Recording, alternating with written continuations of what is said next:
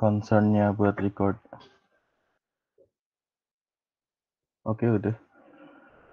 Nah, jadi bagusnya sih kita langsung diskusi aja karena materinya ini tuh sebenarnya kalau menurutku tuh nggak terlalu tekstual, nggak terlalu textbook banget. Dan bahkan kalau lihat soal tahun 2018 itu yang dikeluar tuh teorinya termasuk gampang kan. Kalau di soal 2018 itu soalnya cuma dua. Yang satu itu bentar aku ini dulu.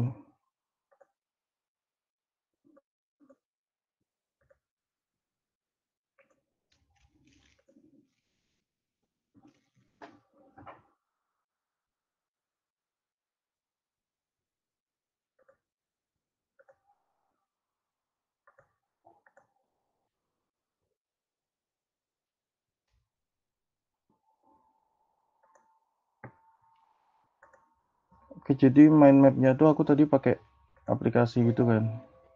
Kalau aku share bisa sih ntar formatnya PDF.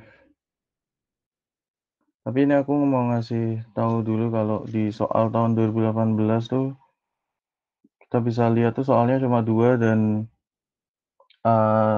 termasuk simple kan. Cuma 3 macam analisis yang udah dijelasin sama ibunya sama smart. Kalau ini dibandingkan dengan proses perkuliahan kita kan ini termasuk gampang kayak karena kuliah kita tuh kan banyak lebih ke elo-nya elo-elo tinggi sedangkan soalnya ini cuma elo A1 yang intinya cuma ya sangat textbook, sangat tekstual gitu. Oke, bentar aku kalau ini aku share dulu mind map-nya nanti format PDF ke grup ya, ke grup Bill. Sip.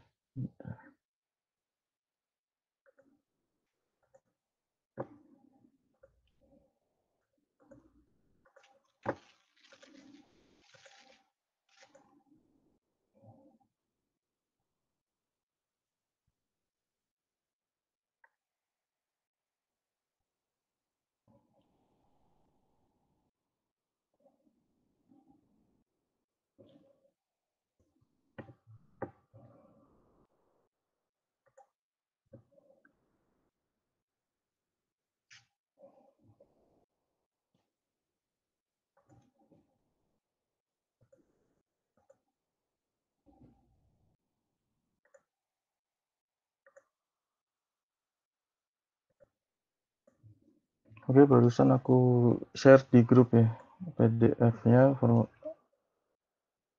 tapi karena aku pakainya yang trial jadi ada apa namanya watermarknya.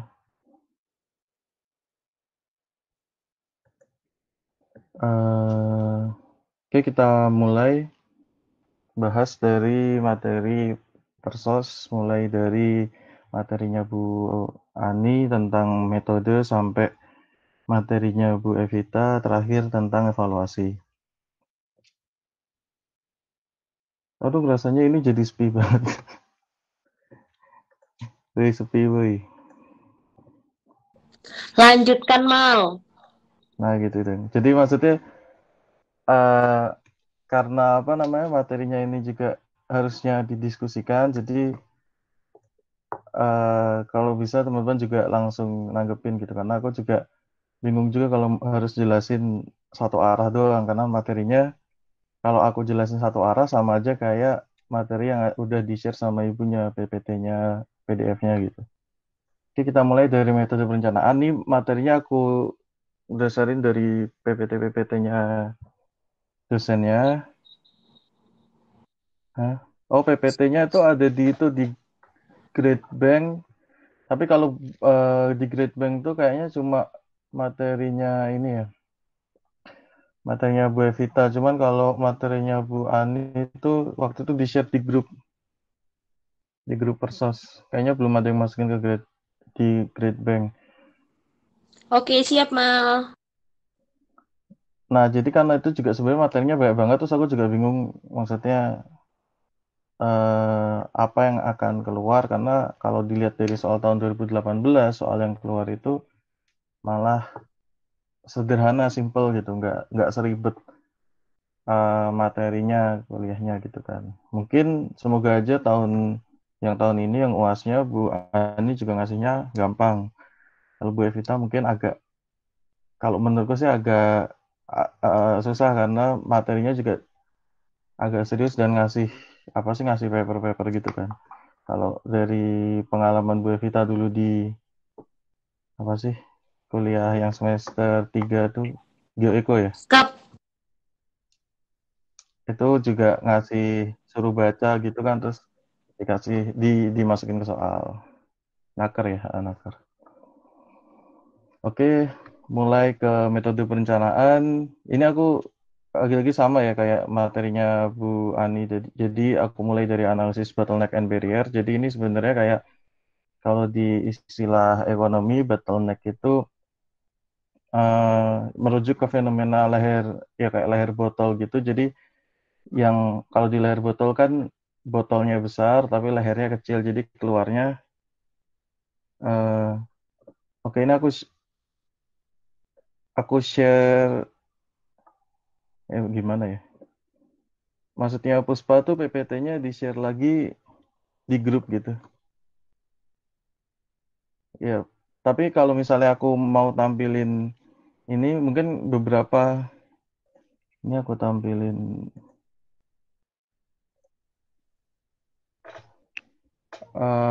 bentar ya aku tampilin dulu PPT-nya yang kuliah minggu ke-6 sampai ke-10.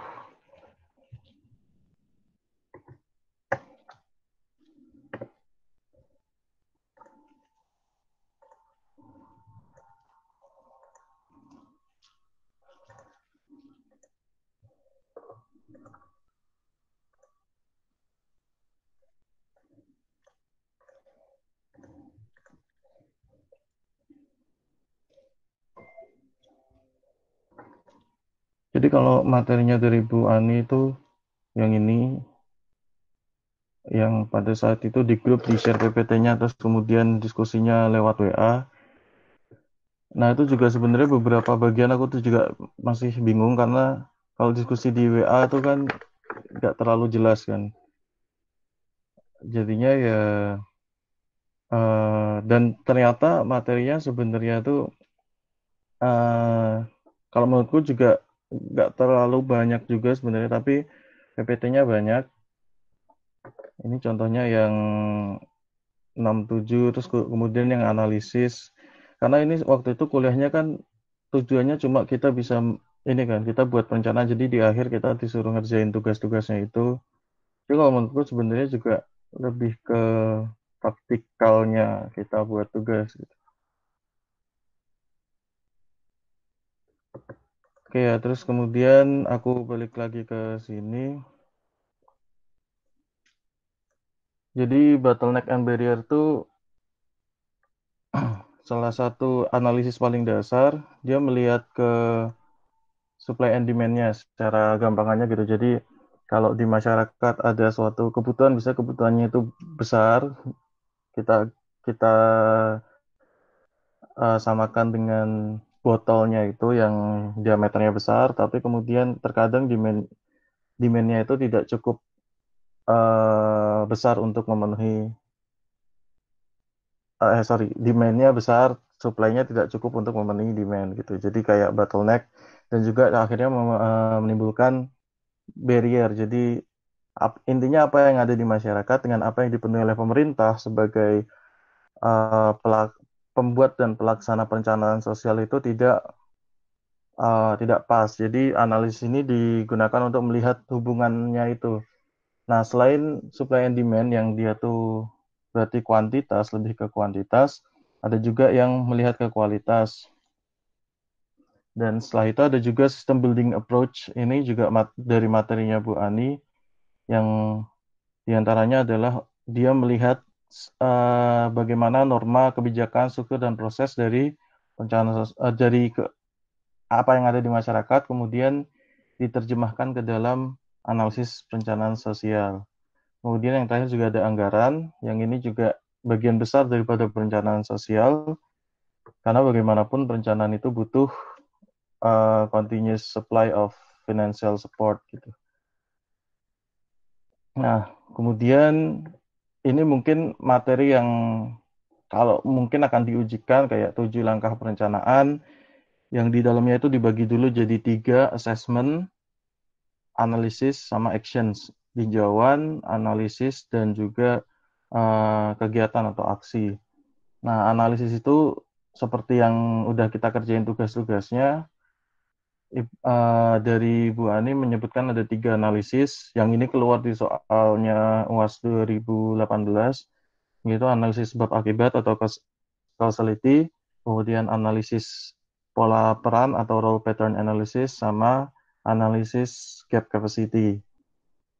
Ini kalau analisis sebab akibat ya gampang lah ya, apa kita punya masalah apa, disebabkan oleh apa, kita mencari sebabnya apa aja.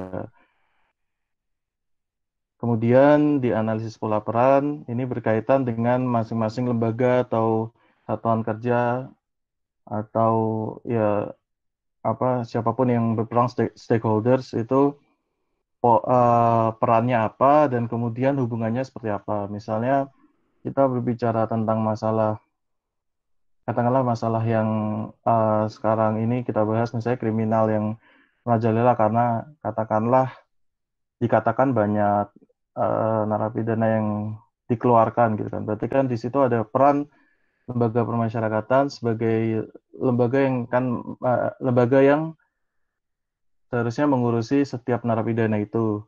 Kemudian ada peran dari kepolisian sebagai penjaga keamanan, dan juga misalnya peran dari pemerintah daerah ataupun peran-peran dari uh, lembaga masyarakat. Nah, kayak gitu itu dilihat bagaimana perannya, kemudian bagaimana hubungannya. Nah, nantinya peran yang juga sudah di kita analisis itu bisa kita lihat sebagai kapasitas. Kapasitas itu kita lihat dulu apakah setiap lembaga, setiap pihak itu kapasitasnya sudah terpenuhi atau belum. Jadi misalnya apakah benar polisi sudah benar-benar menjaga keamanan atau ada beberapa aspek keamanan yang belum terpenuhi oleh perannya polisi itu sendiri. Nah, kalau ini dari Putra yang bilang assessment diawali dari SWOT. Nah, SWOT itu adalah salah satu metode assessment juga. Jadi metode assessment yang mungkin paling populer di dunia itu SWOT, yang menyebutkan ada 4 kuadran kondisi dari suatu hal yang kita analisis. 4 kuadran ini itu menggabungkan antara 2 faktor internal, yaitu strength and weakness, kekuatan dan kelemahan, dan 2 faktor eksternal, yaitu opportunities, peluang, dan threat, tantangan atau ancaman. Nah, dari 4 ini dari 4 faktor internal dan eksternal ini akan muncul 4 kuadran, yaitu kuadran area peluang, area opportunity. Jadi apa yang bisa kita lakukan dan peluangnya masih besar untuk kita lakukan karena kita bisa melakukannya, karena kita punya strength dan kita punya peluang. Jadi ini adalah area paling kuatnya di kuadran pertama. Kemudian di kuadran kiri atas, ya bukan kuadran pertama. Kemudian di yang kuadran kanan atas ini adalah area of missed opportunity. Jadi kita punya peluang sebenarnya untuk melakukannya, tapi karena kita tidak bisa, kita punya kelemahan, maka itu tidak efektif gitu. Jadi disebut sebagai area of missed opportunity. Kemudian kuadran kanan bawah itu adalah area of concern. Jadi kenapa concern? Karena kita tahu bahwa kita tidak bisa melakukannya, dan memang kalaupun itu dilakukan akan ada tantangan yang besar dari pihak eksternal kayak gitu. Nah, terus kemudian area of work-nya ini adalah dia bagian yang kita bisa, kita punya kekuatan di situ, tetapi kita ada ancaman dari pihak luar. Jadi ketika ancaman itu bisa kita atasi, maka itu kita bisa baik di situ. Makanya disebut sebagai area of work. Jadi tempat kita benar-benar bekerja. Jadi kita effortnya di situ. Nah kayak gitu. SWOT ini mudahnya kalau dalam perencanaan sosial kita bisa melihat kita sebagai perencana suatu social program, kita itu bisa apa, kemudian um, masyarakat itu bisa dan maunya apa kayak gitu.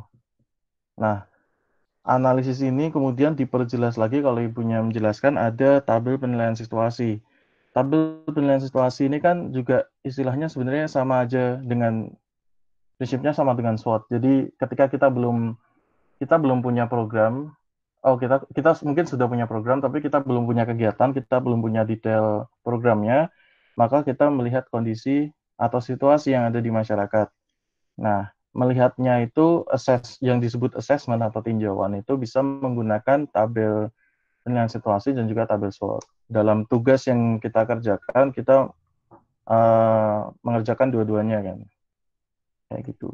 Nah, dari sini sebenarnya kita itu assessment itu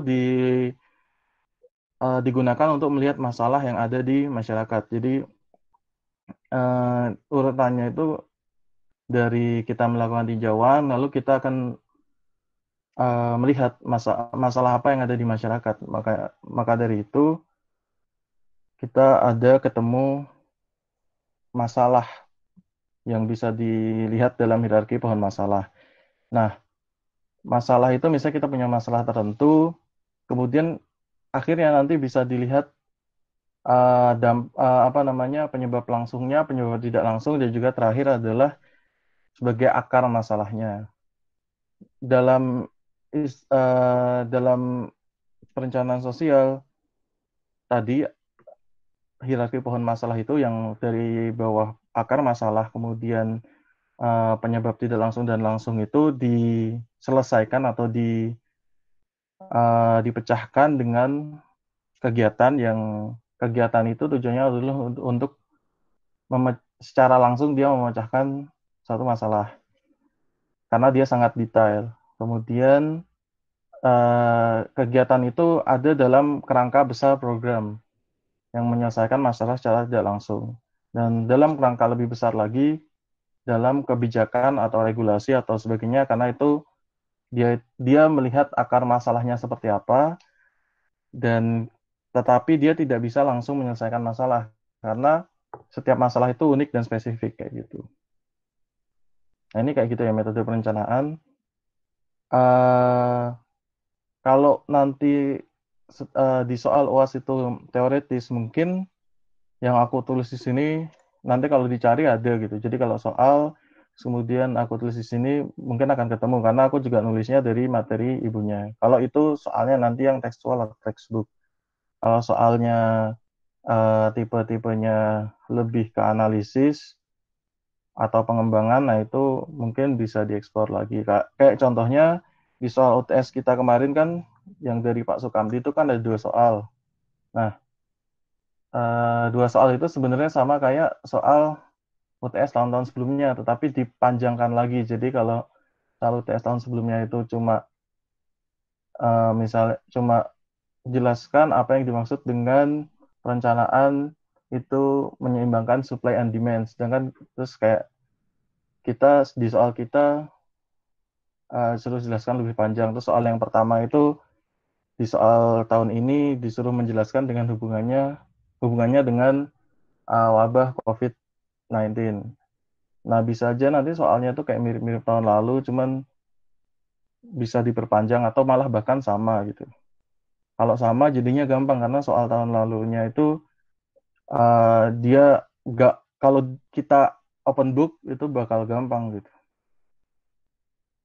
Nah, itu masalah di metode perencanaan. Jadi metode perencanaan ini sebenarnya dia melihat tahapannya. Di awalnya itu ada assessment, kemudian kita masuk ke nanti analisis, dan kemudian terakhir di actions. Oke, kemudian ke analisis. Tadi aku sebenarnya udah jelasin ya, analisis ada 3.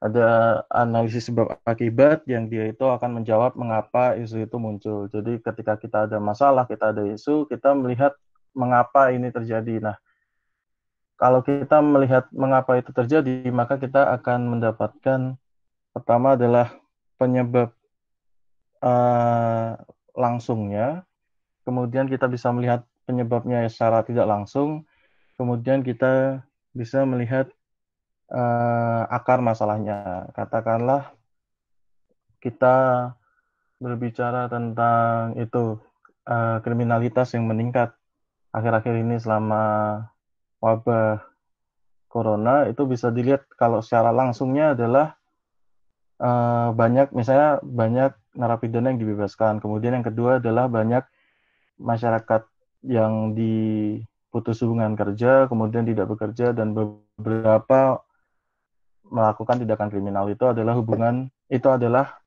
penyebab langsungnya. Kalau penyebab tidak langsungnya, kita bisa lihat dari misalnya segi ekonomi, ada resesi ekonomi, itu bisa dibilang sebagai penyebab tidak langsung.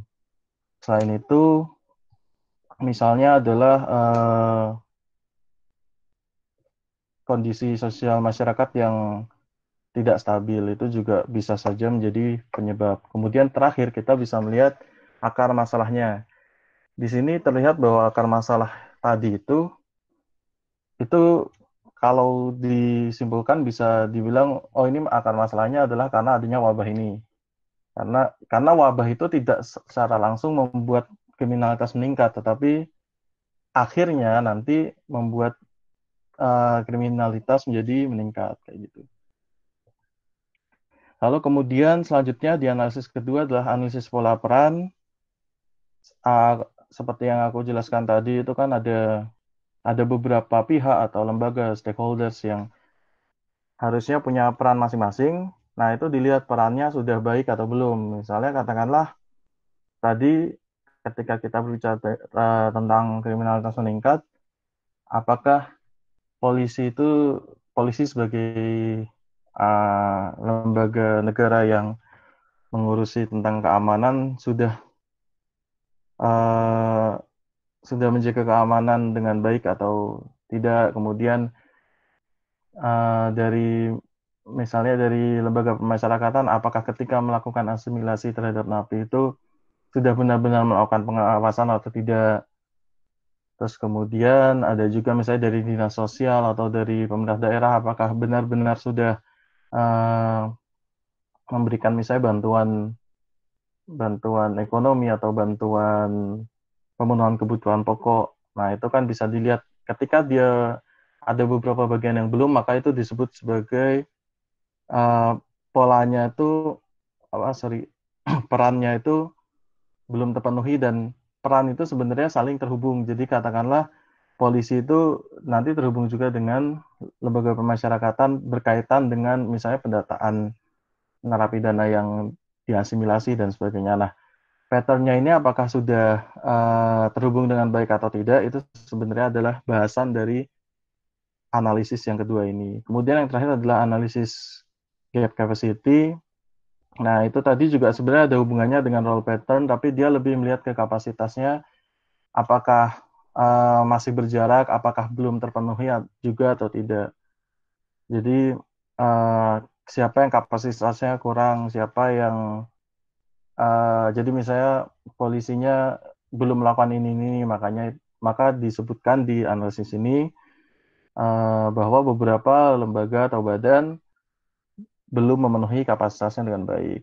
Nah, dari situ kita bisa melihat, jadi kita bisa melakukan apa? Kalau dari analisis sebab akibat, kita bisa melihat dari mana kita seharusnya memperbaiki. Kalau dari role pattern, kita juga bisa melihat uh, siapa saja yang harusnya kita gandeng untuk memperbaiki, dan kemudian dari gap capacity kita bisa melihat apa yang bisa kita perbaiki dari pihak-pihak yang kita gandeng dalam melakukan perencanaan sosial kayak gitu. Nah, terus kemudian yang terakhir dari tahapannya adalah tindakan. Ini terakhir dari materinya Bu Ani adalah tindakan. Tindakan itu intinya dia adalah apa namanya kayak realisasi dari semua yang sudah dilaksanakan. Jadi di situ ada aksi-aksi kunci. Aksi ini misalnya dalam melakukan satu program perencanaan sosial, kita bisa memulai dari FGD, Forum Group Discussion, kemudian kita naik ke musrenbang, kemudian sampai terakhir regulasi itu terpenuhi dan kemudian bisa kita laksanakan. Jadi itu ketika perencanaan kita sudah kita program dengan baik, kita detailkan dengan baik, kita rancang dengan baik, maka tahap inilah yang kita lakukan. Jadi aksi-aksi apa yang kita lakukan. Nah, dalam melaksanakan aksi itu juga kita harus melihat sasaran, tujuan dari perencanaan kita. Nah, ada juga soal di UAS tahun 2018 ya. Itu dalam melakukan penetapan tujuan, kita harus memenuhi 5 syarat tujuan itu baik gitu kan. Yang disebut sebagai SMART, yaitu specific, measurable, achievable, realistic, dan timely. Nah, kalau itu ya di materi udah ada spesifik, jadi tujuan itu harus spesifik, kemudian harus bisa diukur dengan baik, ada indikator terukur yang bisa melihat apakah tujuan itu terpenuhi atau tidak, kemudian bisa dilaksanakan. Ini juga berhubungan dengan realistik, logis, dan juga rasional. Kemudian yang terakhir itu punya waktu yang jelas. Jadi suatu perencanaan sosial itu harus jelas punya waktu. Jadi kalau kita misalnya nanti di ujian ada yang berkaitan dengan hal-hal seperti ini, harusnya sih menjawabnya tuh kalau kita disuruh merencanakan satu perencanaan sosial, berarti intinya kita perencanaan sosial itu harus dilakukan oleh pemerintah karena perencanaan sosial itu bukan urusannya ini bukan sebenarnya bukan urusannya LSM atau masyarakat karena sesuai definisi di kuliah awal-awal kita kan perencanaan sosial itu dilaksanakan oleh pemerintah. Dalam dalam pelaksanaannya itu dilakukan oleh kalau di pemerintah daerah dilakukan oleh SKPD yaitu Satuan Kerja Pemerintah Daerah. Nantinya kalau ketika di suatu kegiatan kita merangkul masyarakat, merangkul LSM dan juga lembaga-lembaga lainnya, lembaga non pemerintah itu mungkin saja, tetapi dalam pelaksanaannya yang bertanggung jawab dan yang pelaksana utamanya adalah lembaga-lembaga atau badan-badan pemerintah. Kalau di pemerintah daerah disebut sebagai SKPD. Nah, ini kalau kita lihat di bagian tindakan ini ada tabelnya ini yang dari Bu Ani ada tabel matrix stock frame kan. Nah, jadi dia melihat pertama dari hierarkinya itu dimulai dari sasaran, siapa yang disasar, apa yang disasar, apa yang ingin diperbaiki. Nah, kemudian tujuan itu apa namanya tadi setelah ditetapkan secara SMART itu kemudian dituliskan di sini. Tujuan ini walaupun spesifik tetapi dia masih hitungannya masih luas. Jadi kalau kita lihat di sini di hierarki pohon masalah, tujuan itu bisa bisa dia masih mencakup di tidak langsung dan juga langsung. Jadi dia nggak harus langsung ke satu hal yang sangat spesifik. Tapi dia harus spesifik juga. Jadi kalau misalnya katakanlah tentang kriminal, maka tujuannya adalah misalnya satu, mengurangi prevalensi angka kriminal di Kabupaten A. Nah, itu berarti kan itu sudah spesifik, tetapi di situ belum jelas kegiatan atau aksi apa yang kita lakukan dari tujuan itu gitu. Dan nantinya kegiatan atau aksinya itu dijelaskan secara lebih lengkap jadi masuknya juga di hasil. Jadi di hasil inilah penjelasannya itu sangat lengkap. Jadi dari indikator, kemudian dari apa namanya, setiap kegiatannya itu ada di tahap setelah tujuan. Jadi di tujuan itu bisa sangat menyasar atau lebih umum, tetapi juga tidak boleh terlalu luas gitu. Nah, kemudian yang penting dari melakukan tindakan atau action adalah indikator. Jadi indikatornya harus jelas karena bagaimanapun kita melihat kesuksesan secara saintifik itu kan kalau ada data yang mendukung. Data itu dilihat dari indikator-indikator yang bisa kita dapatkan gitu. Kalau misalnya hanya sekedar apa namanya, oke ini dinilai selesai tetapi tidak ada datanya, berarti itu bukan dia tidak mencakup pelaksanaan perencanaan sosial secara ilmiah gitu. Jadi indikatornya misalnya bisa kita lihat kalau dari kriminalitas apakah benar angka kasus kejahatan yang tercatat di Polres misalnya katakanlah itu sudah menurun atau tidak. Kemudian masyarakat merasa persepsi keamanan di masyarakat itu meningkat atau tidak, seperti itu. Oke, itu dari tindakan. Nah, terus kita masuk ke materinya Bu Evita ini di penganggaran. Penganggaran itu sebenarnya kalau kalau menurutku materinya tuh simpel tapi juga banyak gitu. Di awal Bu Evita menjelaskan tentang traditional budgeting versus performance budgeting. Jadi kalau di penganggaran tradisional itu eh, dia itu ya hanya sekedar kalau kegiatannya ini kira-kira anggaran yang dibutuhkan berapa.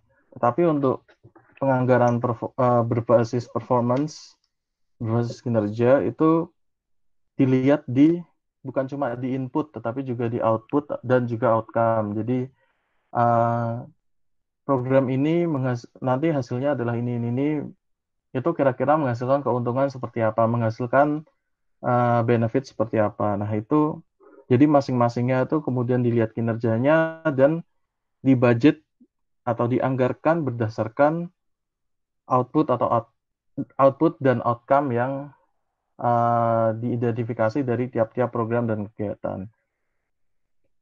Kemudian ada juga materi tentang pendekatan penganggaran, itu ada 3, yaitu penganggaran terpadu. Ini dia benar-benar melihat penganggaran tuh uh, dia dilihat dari awal sampai akhir, kemudian dia dilihat dari setiap kegiatannya. Nah, ini penganggaran yang sifatnya kayak tuntas dari awal sampai akhir. Kemudian yang kedua adalah KPJM, kerangka pengeluaran jangka menengah.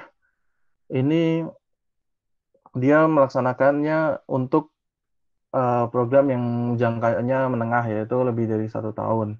Nah, di sini dia seperti ada step-stepnya gitu. Nah, ini di KPJM. Terus kemudian yang terakhir adalah performance-based budgeting. Ini yang lebih banyak dibahas, yaitu penganggaran berbasis kinerja. Jadi ini adalah metode penganggaran yang sekarang lebih baik dipakai. Nah, penganggaran berbasis kinerja sendiri itu juga dalam praktiknya dilaksanakan bisa dengan top down atau bottom up. Kalau top down berarti pemerintah pusat, katakanlah kayak gitu, itu berperan sebagai uh, perencana dan pelaksana kegiatan, yang kemudian juga menjadi pengelola anggaran, dan nantinya setiap program kegiatan dan anggarannya dilaksanakan oleh satuan-satuan di bawahnya menurut aturan yang sudah ditetapkan oleh pusatnya kayak gitu. Sedangkan bottom up itu kebalikannya, berarti rencana penganggaran dan misalnya pembahasan, kemudian apa namanya mendetailkan program itu dilaksanakan mulai dari bawah. Jadi misalnya kalau dari tingkat administrasi dimulai dari desa, setiap desa itu butuh program seperti apa, kemudian dinaikkan ke katakanlah kecamatan mengekstraksi di daerahnya itu apa yang dibutuhkan, Nah, kemudian di tingkat kabupaten itu muncul satu program yang umum, tetapi program yang khusus di setiap satuan yang lebih kecil itu juga tidak dilupakan kayak gitu. Jadi ada dua pendekatan ya. Mungkin di materi-materi ilmu wilayah atau GRI kan dulu juga udah dijelaskan. Lalu kemudian sumber pendanaan. Jadi intinya sih kalau kita nanti disuruh menganggarkan, membuat penganggaran itu intinya adalah sumber utamanya itu ya yang bisa diakses oleh pemerintah. Jadi uh, bukan penganggaran itu apa namanya sumbernya dari penggalangan dana masyarakat atau apa. Karena perencanaan sosial itu pelaku utamanya adalah pemerintah. Jadi anggaran yang dimiliki pemerintah bisa dalam bentuk pendapatan asli daerah, misalnya dari hasil pajak, hasil retribusi, kemudian dana perimbangan yang bersumber dari pemerintah pusat yang diturunkan ke daerah dalam bentuk DAU, DAK, dan juga dana yang bersumber dari lain-lain, misalnya hibah atau bantuan itu bisa juga, tetapi dana itu harus bisa diakses oleh pemerintah. Jadi dananya bukan berasal langsung dari masyarakat karena uh, perencanaan sosial itu lagi-lagi dilakukan oleh pemerintah kayak gitu. Nah, kemudian ada 3 standar dalam melihat efektivitas anggaran. Ini mungkin beberapa istilahnya pernah kita dengar. Misalnya standar pelayanan minimal itu dia melihat satu jenis pelayanan itu standarnya seperti apa. Katakanlah uh, rumah sakit itu satu rumah sakit itu harusnya melayani berapa puluh ribu orang. Nah, itu standar pelayanan minimal. Kita sering temui kan uh, di geografi penduduk, perencanaan kependudukan, geografi pemukiman, materinya itu kan. Nah, kemudian ada juga standar biaya. Setiap pelayanan, setiap kegiatan atau program itu biayanya standarnya seperti apa. Katakanlah untuk mengurusi sebuah rumah sakit itu butuh dana awal berapa triliun, kemudian setiap tahunnya berapa. Nah, kemudian di akhir dari 2 standar itu dibuat menjadi standar analisis belanja yang itu dilihat oleh pemerintah untuk setiap pelayanan, setiap program, setiap kegiatan itu uh, perlu belanja seberapa banyak, perlu dianggarkan seberapa banyak. Nah, jadi intinya di penganggaran itu seperti itu. Kalau kita kan sebenarnya belajar penganggarannya hitungannya ini apa masih sederhana kan. Kita kan nggak benar-benar belajar tentang apa namanya anggaran pemerintah banget. Makanya kita nanti kalau misalnya disuruh menganggarkan juga hanya misalnya melihat oke, kita tetap melihat APBN, APBD, tetapi kita ya sudah menganggarkannya masih dengan prinsip rasionalitas saja gitu. Nggak yang benar-benar melihat detail anggarannya harus seperti apa. Nah, kemudian kita masuk ke evaluasi. Evaluasi ini materinya cukup banyak. Dimulai dari materi utamanya tentang evaluasi itu, evaluasi adalah salah satu bagian dari siklus perencanaan. Jadi perencanaan itu kita merencanakannya itu sendiri, plannya, kemudian kita melakukannya, actionnya, kemudian cek itu evaluasinya. Dari hasil evaluasi itu kita melakukan apa namanya perbaikan-perbaikan dalam act itu, kemudian ketika perbaikan itu sudah dilakukan ya kita kembali lagi ke evaluasi lagi. Jadi siklusnya itu berputar terus kayak gitu. Nah, kemudian dalam evaluasi itu kita mengevaluasi program karena program adalah alat pencapaian tujuan. Kita melihat prosedur programnya itu seperti apa, sudah baik atau belum. Nah, ke prosedur itu sendiri itu adalah pendetailan dari setiap programnya. Jadi program ini harusnya seperti apa. Nah, itu disebut prosedur. Dan dari setiap prosedur program itu dilakukan monitoring dan evaluasi.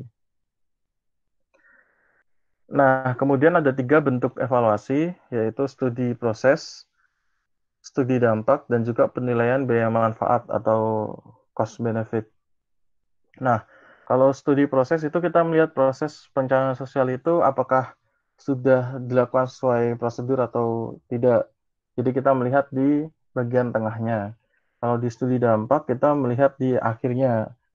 Dampak sendiri itu adalah hasil akhirnya. Jadi apakah hasilnya sudah baik atau belum. Kemudian ada juga penilaian cost benefit. Jadi dia melihat uh, benefitnya seperti apa dan juga biayanya. Jadi ada ini biasanya evaluasi yang sangat ekonomik gitu kan, sangat berkaitan dengan ekonomi kayak gitu. Kemudian ada tipe-tipe evaluasi, ada evaluasi komparatif, dia membandingkan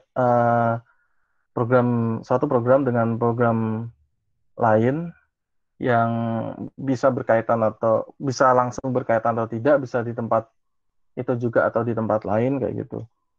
Terus kemudian ada evaluasi historical, itu melihat dari sejarahnya program yang serupa itu seperti apa, dulunya seperti apa, sekarang seperti apa. Kemudian ada evaluasi eksperimental atau laboratorium, ini biasanya ya pengujian. Pengujian berarti ada kontrol, ada kemudian variabel terikat, variabel terkontrol. Jadi penelitiannya kayak gitu. Kemudian terakhir adalah evaluasi ad hoc. Evaluasi ad hoc itu evaluasi yang bersifat khusus. Jadi dia melihat suatu program di saat itu juga, namanya ad hoc. Nah, terus kemudian pendekatan ini kan dijelaskan kemarin oleh Bu Evita, ada beberapa jenis pendekatan untuk evaluasi. Yang pertama adalah pendekatan pra dan pasca atau before and after. Nah, di sini dia melihat misalnya dengan suatu program itu uh, dikenakan kepada si objek kan. Objeknya misalnya bisa individu, orang, atau lembaga, atau apa. Nah, itu dilihat kondisi sebelumnya itu seperti apa, sebelum ada program itu, dan kemudian setelahnya dia terdampak seperti apa. Jadi dia objeknya objek yang sama, uh, apa namanya, dia dilihat perbedaannya dari sebelum dan sudah. Kalau untuk perbandingan with and without atau dengan atau tanpa, itu dia melihat dari objeknya itu dua objek yang berbeda. Yang satu misalnya orangnya yang terkena program, yang satunya tidak. Misalnya programnya adalah bantuan langsung tunai, maka yang satu dilihat orang yang diberi bantuan, yang satu tidak. Itu efeknya seperti apa. Nah, kemudian pendekatannya yang ketiga adalah pendekatan kinerja aktual versus yang direncanakan. Jadi kan kalau kita membuat perencanaan kan tadi ada ini kan ada kita punya bayangan kira-kira nanti hasilnya seperti apa. Nah, hasil yang seperti apa itu kan yang disebut sebagai plan performance. Jadi kinerja yang direncanakan itu seperti apa. Tapi kenyataannya nanti kan kinerja sebenarnya itu bisa sama, bisa lebih atau bisa kurang. Maka dari itu nanti dibandingkan menjadi evaluasi. Kalau hasilnya sudah sama atau kurang lebih sama, maka bisa dibilang itu berhasil. Kalau kurang, berarti kan evaluasinya bisa disebut, oh berarti program ini belum sepenuhnya berhasil, kayak gitu. Nah, kemudian untuk pendekatan eksperimental atau kontrol itu ada dua populasi. Yang satu dia sebagai populasi kontrol, yang satunya yang dikenai percobaan. Jadi apakah setelah dikenai percobaan populasi yang di eksperimen itu mengalami perubahan dengan populasi kontrol atau tidak. Lalu kemudian pendekatan selanjutnya adalah pendekatan setengah eksperimental. Ini pendekatannya sama dengan yang model sebelumnya, tetapi dia tidak benar-benar membagi menjadi dua kelompok, tetapi dia masih dengan kelompok yang sama dilihat sebelum dan setelahnya. Karena pendekatan ini dilakukan apabila apa namanya model eksperimental tuh nggak benar-benar bisa dilakukan. Misalnya di kelompok masyarakat yang besar dan mungkin masyarakatnya sangat dinamis, kita akan susah untuk memetakan siapa yang harus menjadi kontrol, siapa yang harus kita teliti, kemudian kita juga mungkin lebih sulit untuk melihat perubahannya seperti apa kayak gitu. Maka dari itu kuasi eksperimen ini digunakan apabila model eksperimental atau model terkontrol sulit untuk dilakukan. Kemudian yang terakhir adalah pendekatan evaluasi yang dia itu sangat apa ya namanya sangat ekonomikal sekali karena uh, dia melihat biayanya. Jadi ada dua tipe, yang satu cost benefit, dia dilihat cost-nya berapa, biaya yang dibutuhkan berapa, benefit-nya seperti apa. Dan kemudian itu nanti dianalisis. Nah, biasanya kalau secara sederhana itu bisa bisa dilakukan dengan pembagian benefit dibagi cost. Nanti nilainya berapa. Kalau biasanya benefit-nya itu kalau besar itu kan berarti angkanya lebih dari 100%. Ketika angkanya lebih dari 100%, berarti dia secara umum dia sudah baik karena benefit yang dihasilkan lebih besar daripada cost yang dikeluarkan. Lalu kemudian ada analisis cost effectiveness.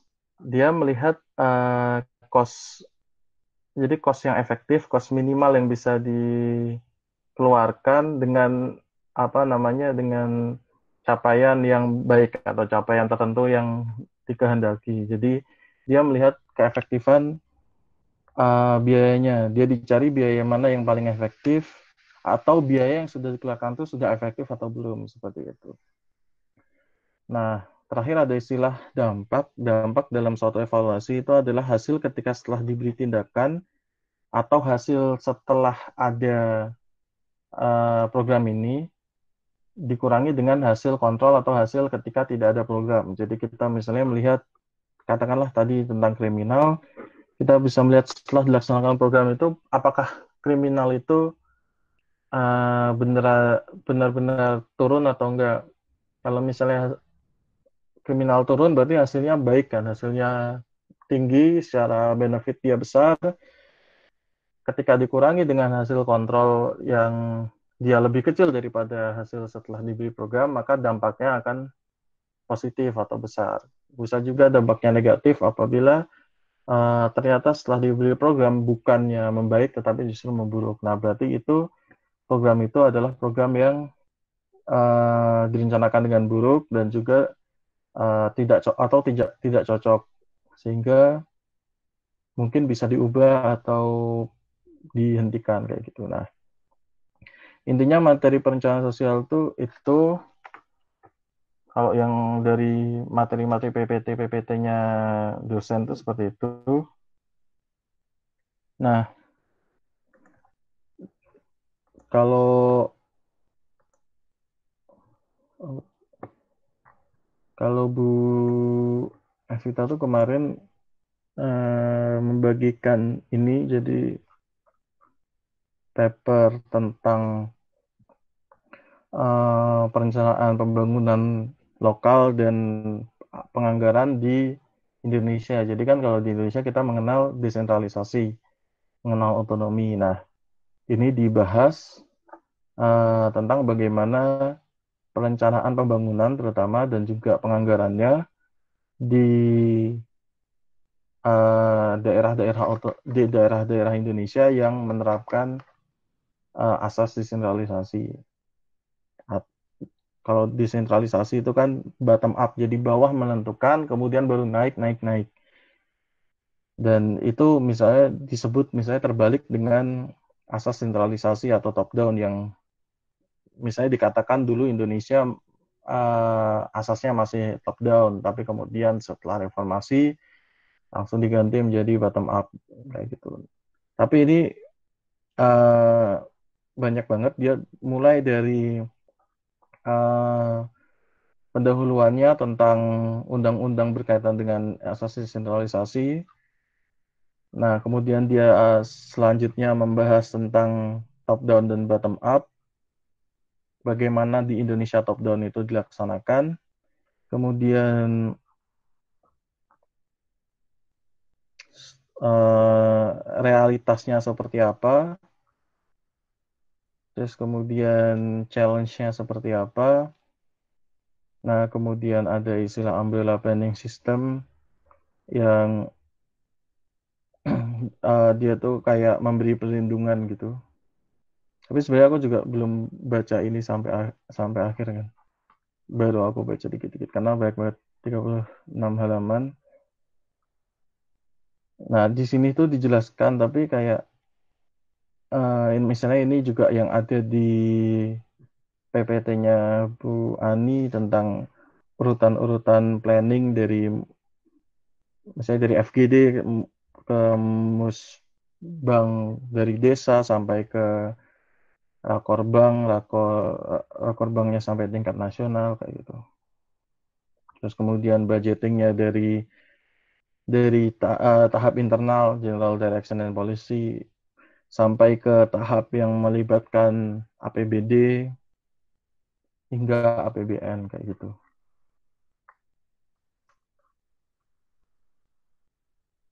Di sini juga dijelaskan tentang DAU, DAK. Nah, tapi ini materinya banyak banget, jadi aku juga nggak belum baca sampai detail banget. Tapi mungkin kemungkinan sih bisa saja dibahas di masalah penganggaran, karena ini menyangkut tentang penganggaran di Indonesia. Jadi sistem penganggaran di Indonesia seperti apa itu dibahas di sini.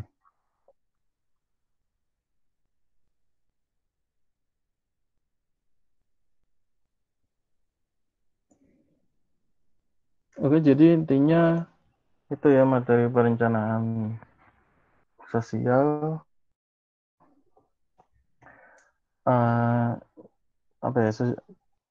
Kayak sejujurnya aku juga banyak masih banyak bingung, masih clueless gitulah tentang materinya Persos ini karena ya udah kayak inti dari Persos itu kan kita bisa ini kan bisa mengerjakan perencanaan itu ya dalam bentuk tugas-tugas yang diberikan oleh dosen itu kan oke kita bisa mencari masalah seperti apa kemudian assessmentnya kayak gimana terus kemudian kita bisa melihat uh, analisis baik dari analisis sebab akibat analisis pola peran sampai analisis gap capacity kemudian kita bisa merencanakan program merencanakan tujuan merencanakan kegiatan dan terakhir ini bisa menganggarkan dan kemudian juga evaluasi itu kan intinya sebenarnya di situ. Makanya uh, untuk materi yang kemudian diujiankan itu ya bisa yang dia teoritis banget yang bisa dilihat di PPT atau dia bisa aja praktikal misalnya kita disuruh kita kira-kira misalnya disuruh mengevaluasi apa berarti kan kita tidak berarti kan itu analisis banget kan kita harus masa kita harus benar-benar mikir gitu nggak bisa cari materinya aja kalaupun open book juga ya susah juga gitu makanya aku juga bingung apa kayak kira-kira ujiannya kayak apa oke kita mau diskusi apa nih masih ada 9 orang.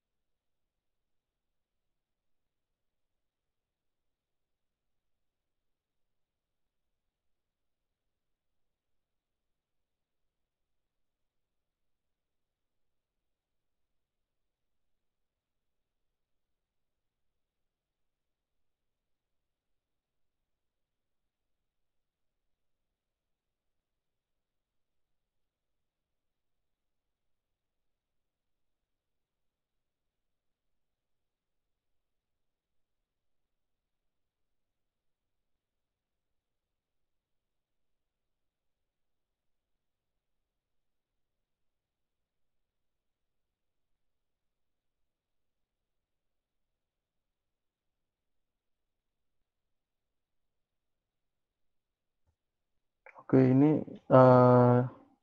kita bahas lagi tentang bedanya performance based budget sama yang biasa aja kan. Nah, oke, sorry.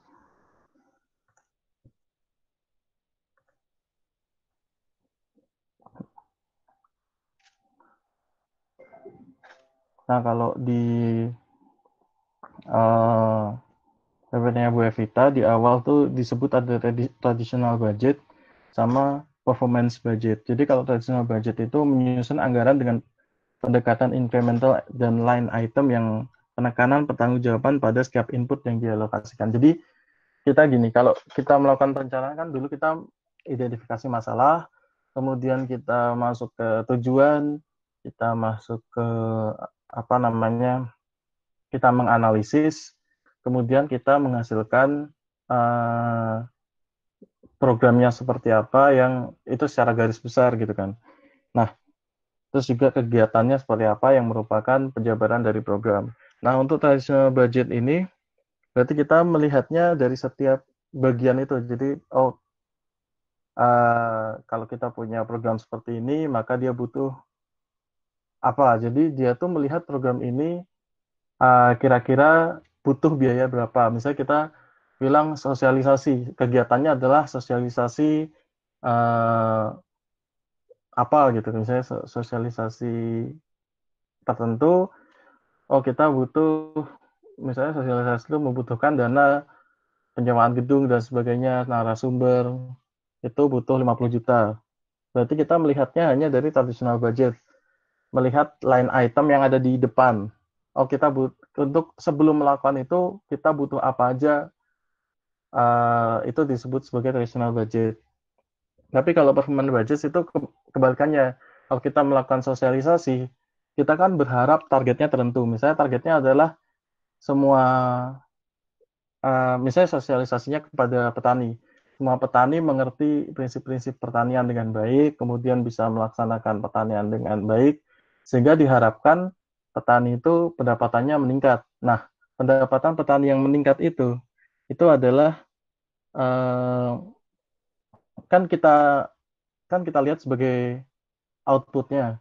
Kemudian outcome-nya adalah eh, secara sosial ekonomi petani derajatnya juga meningkat. Nah, itu yang dianggarkan. Jadi, berarti dengan program yang seperti ini, keuntungannya, benefitnya atau ya benefitnya kinerjanya seperti apa di akhir, itu yang kemudian dijadikan dasar sebagai penganggaran.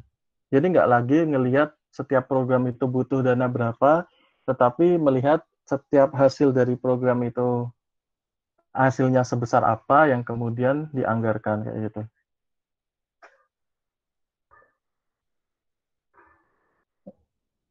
Jadi prinsipnya kayak dia ada di dua sisi. Nah, kalau di sini kan juga uh, kalau di traditional budgeting, audit keuangan dan pengendalian tidak berjalan dengan baik karena tidak memasukkan kinerja. Jadi dia cuma sekedar, uangnya sudah disiapkan, dianggarkan berdasarkan tadi yang dibutuhkan berapa, lalu ya sudah bisa ya udah kalau mau dilaksanakan, ya kayak misalnya katakanlah kita punya kegiatan, misalnya kita punya program di kampus gitu kan. Lalu kita melakukan budgeting, kemudian kita mengumpulkan dana sekian juta. Nah, misalnya ternyata dananya itu berlebih, kan ya sudah gitu kan. Kalau misalnya dananya kurang ya berarti harus cari lagi. Sedangkan kalau di performance based budgeting itu uh, dia melihat di kinerja akhir sehingga dia benar-benar melihat value for money-nya. Jadi benar-benar dilihat benefitnya atau ya benefitnya itu kayak apa, dan audit di tengah jalannya di prosesnya itu juga termasuk diaudit karena dia termasuk dalam penilaian kinerja kan. Sedangkan kalau di traditional budgeting itu nggak dinilai. Jadi kalau misalnya kalau kita buat bagan, suatu program itu kita buat bagan, dalam traditional budgeting yang ditekankan tuh hanya di input aja. kayak kita dibuat di flowchart atau bagan alir gitu kan. Tapi kalau untuk di uh, performance based budgeting itu dia malah justru diutamakan melihat di output dan outcome, dan kemudian juga didasarkan pada audit kinerja yang berlangsung di proses kayak gitu. Nah, akhirnya di sini disebutkan dalam mencari dana maupun menggunakan dana, Pemda dituntut untuk selalu memperhatikan tiap rupiah uang yang diperoleh dan digunakan. Jadi nggak sekedar kalau kalau di traditional budgeting kan oke, di awal dikasih duit berapa, kalau bisa 100% habis ya bagus, kalau misalnya kurang ya nanti cari lagi, kalau misalnya lebih ya nggak tahu, biasanya ditilep gitu kan. Tapi kalau untuk yang performance based budgeting ini benar-benar harus detail, outputnya seperti apa, outcome-nya seperti apa, kemudian di tengah jalan juga dilihat kinerjanya seperti apa, kayak gitu. Intinya sih perbedaannya di dua sisinya, kita melihat dua sisi yang berbeda tentang penetapan anggaran. Nah, justru kalau di sini disebut kalau misal di performance base itu emang nggak bisa kekurangan juga, mana kalau kekurangan itu dia bisa juga kalau misalnya, tapi kan kita melihat benar-benar output sama outcome kan, kayak misalnya contohnya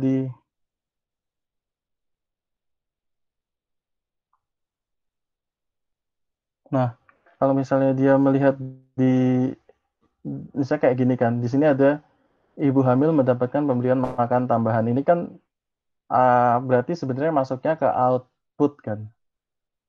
Nah, outputnya itu kira-kira berapa, jadi kita melihatnya eh, di akhirnya, ini misalnya contohnya kecamatan yang memiliki minimal satu puskesmas tersertifikasi akreditasi. Jadi untuk mencapai ini output, ini butuh dana berapa.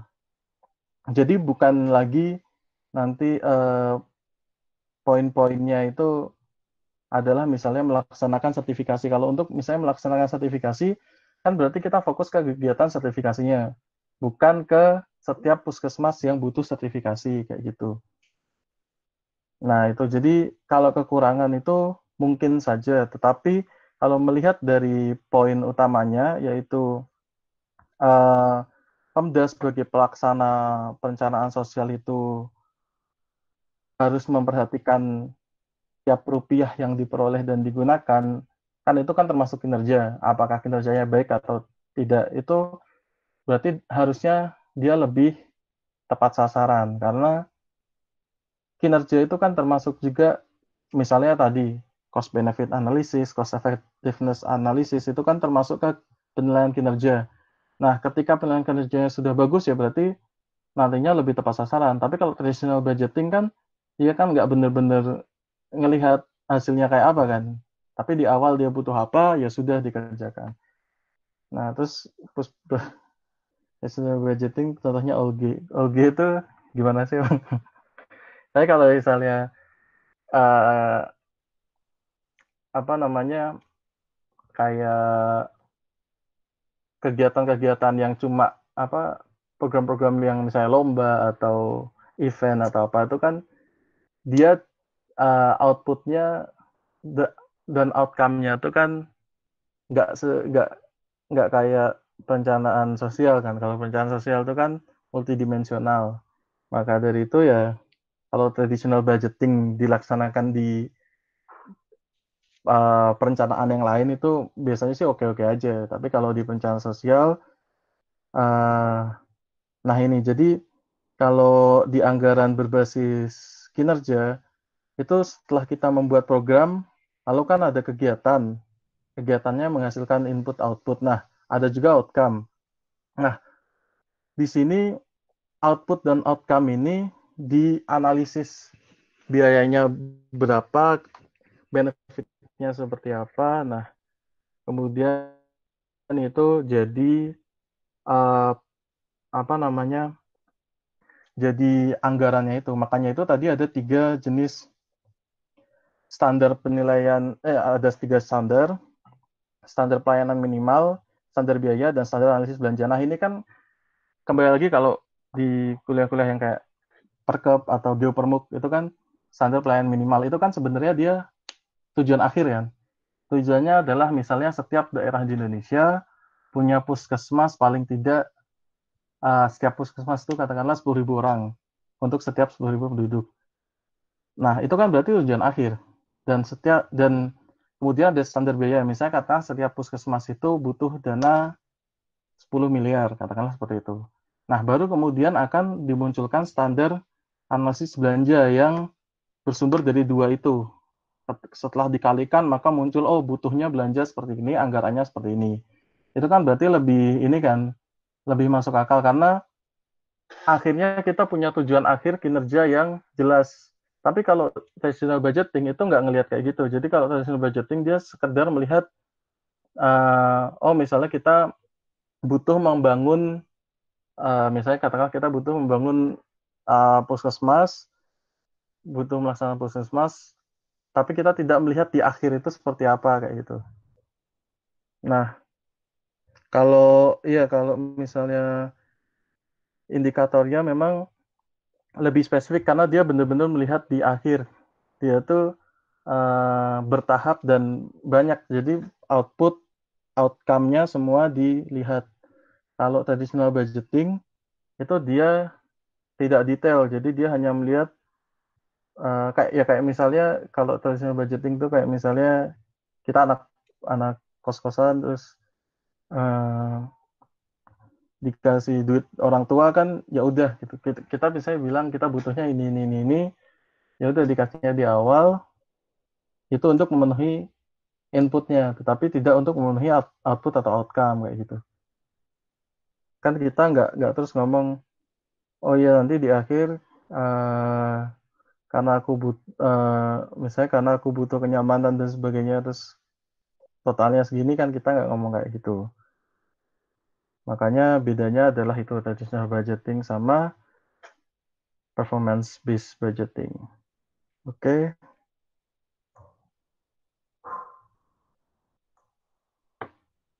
oke, kita mau ada lagi yang mau dibahas?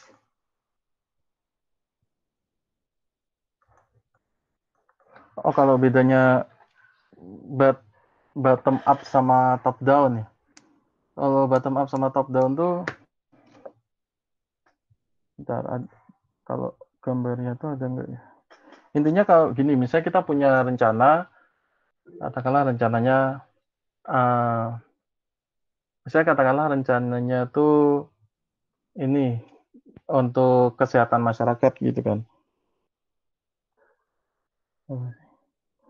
Nah, katakanlah kesehatan masyarakat di Indonesia melalui BPJS itu kan kita bisa lihat setiap aturannya, setiap misalnya kelas-kelas BPJS-nya, iurannya itu kan dibuat di pusat dan itu berlaku sama untuk misalnya seluruh wilayah Indonesia. Berarti itu masuknya ke top down. Jadi dia tuh uh, apa dia nggak spesifik gitu loh. Jadi ya udah pokoknya kalau dilaksanakan di pemerintah pusat yang membuat dan yang merancang kemudian dilaksanakan di bawahnya itu biasanya untuk program-program yang ya tingkat spesifiknya nggak terlalu tinggi, jadi dia masih bebas lah. Nah, contohnya juga tuh kayak misalnya pendidikan di Indonesia kan kurikulum tuh dibuat di pusat, kemudian dilaksanakan di tingkat-tingkat di bawahnya. Kalau mau diubah apa mau disesuaikan ya ya bisa, tapi intinya harus memenuhi standar yang ada di atas. Tetapi kalau untuk bottom up itu kebalikannya. Jadi dalam yang pertama melakukan eh, apa namanya, yang pertama melakukan perancangan itu justru yang ada di bawah. Sorry, bentar. Kayak contohnya yang di papernya USU ini,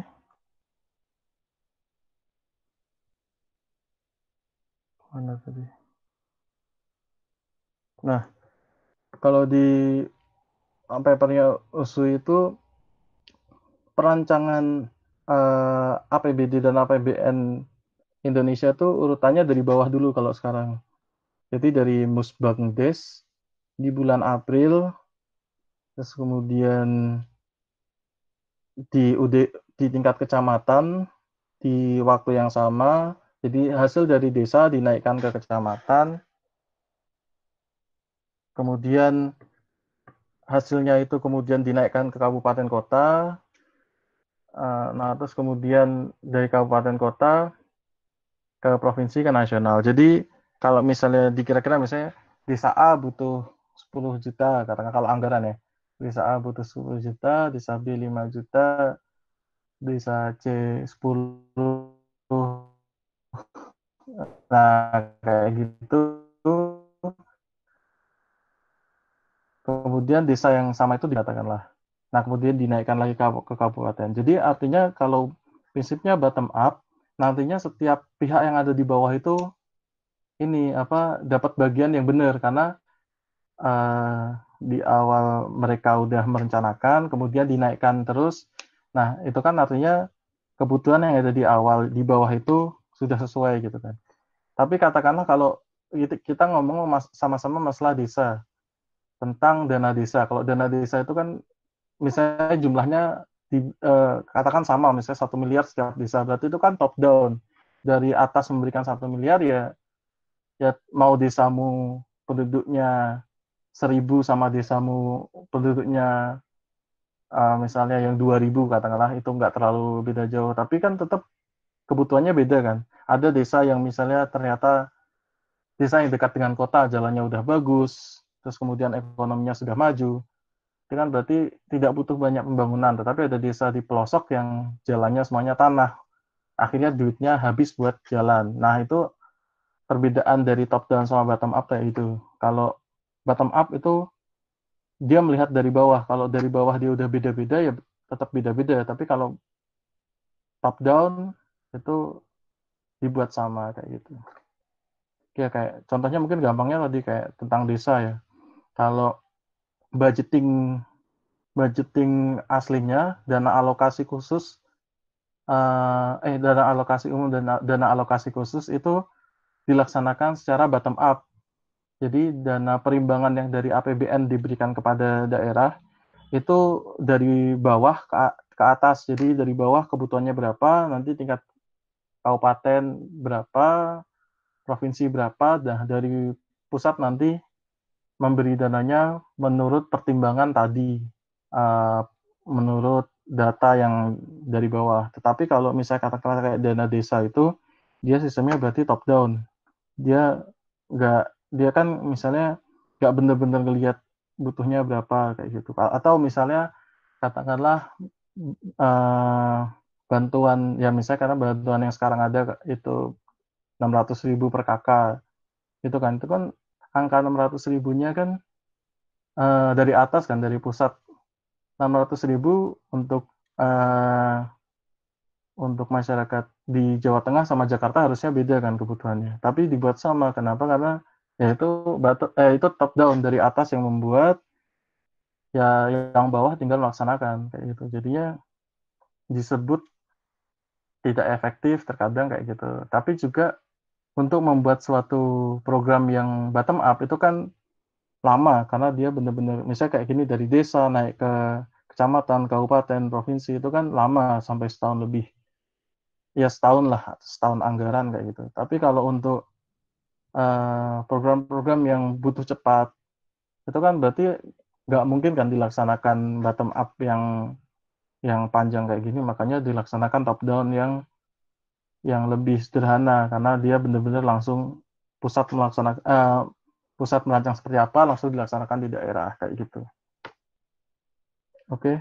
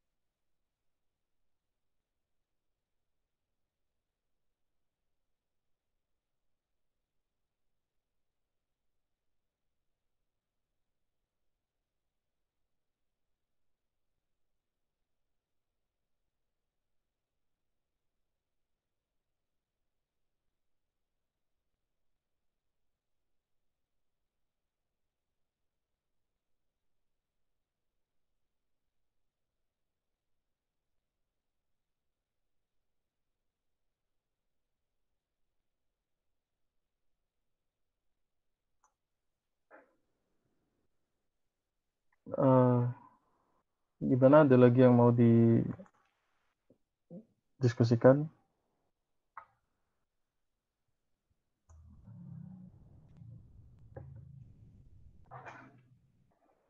Kalau udah ya udah. eh ini sesi untuk perencanaan sosial aku tutup. Terima kasih atas perhatiannya teman-teman yang sudah menyimak. Semoga nanti ujiannya kita semua mudah dan dipermudah. Dan selamat menaikkan ibadah puasa bagi yang menunaikannya.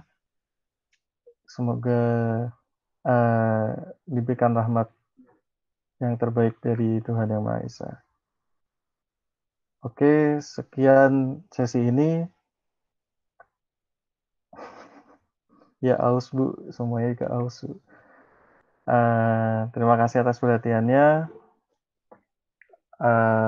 Assalamualaikum warahmatullahi wabarakatuh.